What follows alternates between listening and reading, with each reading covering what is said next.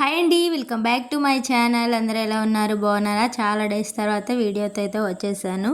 ఈరోజు స్పెషల్ వచ్చేసి ఎగ్ బిర్యానీ అందరూ చేస్తారు, కానీ నేను కొంచెం డిఫరెంట్గా ఎగ్ ముక్కలు చేసి అయితే చేశాను అనమాట. అదేనండి, జున్ను ముక్క లాగా చేసి దాంతో అయితే ఎగ్ బిర్యానీ చేశాను. చాలా అంటే చాలా బాగుండిద్ది. మీరు కూడా తప్పకుండా ఒక్కసారి ట్రై చేయండి. ఒకసారి ట్రై చేశారంటే ఇంకా ప్రతిసారి అదే చేసుకుని తింటారనమాట. ముందైతే ఎగ్స్ని అయితే ఇలా పగలగొట్టేసేసుకుంటున్నాను. అలా మొత్తం నేను అయితే ఒక 6 ఎగ్స్ దాకా అలా తీసుకున్నాను అనమాట. మనం వాటిని అయితే బాగా అయితే మిక్స్ చేసుకొని ఉప్పు కారం అలా అన్నీ కలిపేసేసుకొని మనం జున్ను ఎలా ఉడకబెట్టుకుంటామో అలా అయితే ఉడకబెట్టుకోవాలి. ఎప్పుడు ఎగ్ బిర్యానీ, చికెన్ బిర్యానీ అలానే కదా మనం తినేది. ఇదిగోండి, ఉప్పు కారం, ధనియాల పొడి, అలాగే అల్లం వెల్లుల్లి పేస్ట్ వేసుకుని బాగా మిక్స్ చేసుకోవాలండి. మనం ఎంత మిక్స్ చేసుకుంటే మనకి జున్ను అనేది అంత బాగా ఎగ్ అనేది బాగా ఉడుకుతుంది అనమాట. ఇప్పుడైతే మనం జున్ను ఎలా ఉడకబెట్టుకుని ఒక పాత్రలో వాటర్ పోసుకొని మనం ఇప్పుడు తీసుకున్న గిన్నెని పెట్టేసి మూత పెట్టి అయితే ఉడకబెట్టుకోవాలన్నమాట. చాలా సింపుల్గా అయిపోతుంది. కర్రీ కూడా చాలా బాగుండిద్దండి. నేను ఎప్పుడు కర్రీ చేస్తాను, ఈసారి అయితే ఇలా బిర్యానీ ఇలా చేశాను. చాలా బాగుంది. పిల్లలు కూడా బాగా ఇష్టంగా తిన్నారు. మీరు కూడా తప్పకుండా ట్రై చేసేయండి. ఎప్పుడు చికెన్ బిర్యానీ, మటన్ బిర్యానీ కాకుండా ఇలా ఎగ్ బిర్యానీ కూడా ట్రై చేయండి. చాలా బాగుంటుంది. మరి ప్రాసెస్ చూసేద్దామా? ఆనియన్స్, కొత్తిమీర, పుదీనా, పచ్చిమిర్చి, నేనైతే కొన్ని బ్రౌన్ ఆనియన్స్ కూడా తీసుకున్నాను అనమాట. బిర్యానీలో టేస్ట్ బాగుంటుందని ఇలా అయితే అన్నీ కట్ చేసి పెట్టుకున్నాను. ఒక 4 ఎగ్స్ కూడా బాయిల్ చేసుకుని ఇలా ఉప్పు కారం వేసుకుని ఫ్రై అయితే చేసుకున్నాను. ఎంత కలర్ఫుల్గా ఉందో చూసారా? చాలా అంటే చాలా బాగుంటుంది. ఇదిగోండి, మనం ముందుగా ఉడకబెట్టుకున్న ఎగ్స్ని కూడా ఇలా ముక్కలు చేసి పెట్టుకున్నాను. బియ్యాన్ని ఒక హాఫ్ అన్ అవర్, ఒక గంట ముందు అలా నానబెట్టి పెట్టుకున్నాను అనమాట.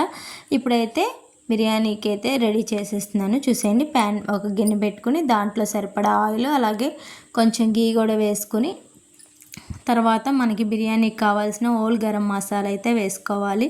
ఇలా వేసుకుని బాగా ఫ్రై చేసుకోవాలి. ఇంకా బిర్యానీ ప్రాసెస్ అందరికీ తెలిసిందే కదా. ఇలా అయితే హోల్గా ఫ్రై అయిన తర్వాత దాంట్లో అయితే మనం ఆనియన్స్ అలాగే అవి కూడా ఇవి ఫ్రై అవ్వాలండి. ఫ్రై అయిన తర్వాత దాంట్లో మనమైతే ఆనియన్స్ అవి కూడా వేసుకుందాము. చాలా అంటే చాలా బాగుంది టేస్ట్ అయితే.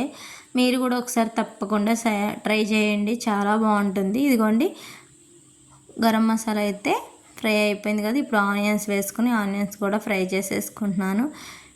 ఇదిగోండి, ఇలా ఫ్రై అయిన తర్వాత ఇంకా పచ్చిమిర్చి కూడా వేసేసుకోవాలి. పచ్చిమిర్చి కూడా వేసుకొని ఫ్రై అయితే చేసుకోవాలి. 1 బై 1 వేస్తూ ఫ్రై అయితే చేస్తున్నాను అనమాట. చాలా అంటే చాలా టేస్టీగా ఉంటుంది.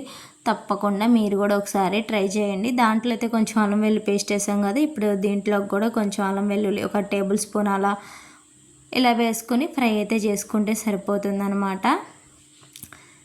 అల్లం వెల్లుల్లి పేస్ట్ ఫ్రై అయిన తర్వాత ఇంకా టమాటాస్ కూడా వేసుకోవాలన్నమాట.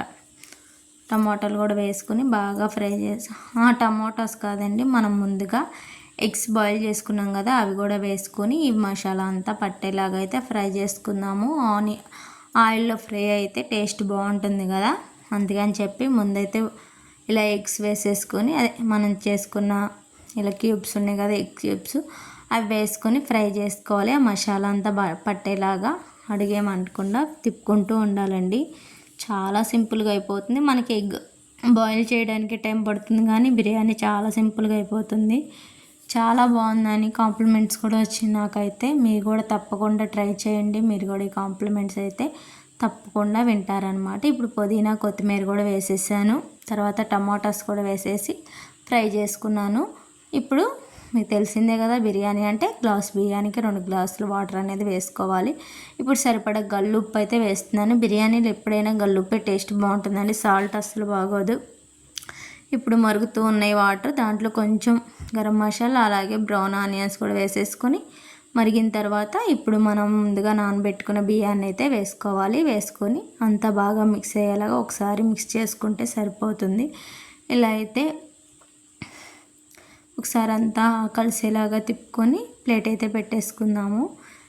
చాలా అంటే చాలా టేస్టీగా చాలా సింపుల్గా అయితే అయిపోతుంది. చూసారా, మనకైతే ఉడుకు కూడా పట్టేసింది, ఉడుకుతూ ఉంది. ఇప్పుడు లాస్ట్లో కొంచెం ఉడుకుతూ ఉన్నానంగా ఎగ్స్ అలాగే కొంచెం కొత్తిమీర, పుదీనా కూడా వేసేసుకొని మనం దమ్ములాగా పెట్టేసుకుంటే సరిపోతుందండి.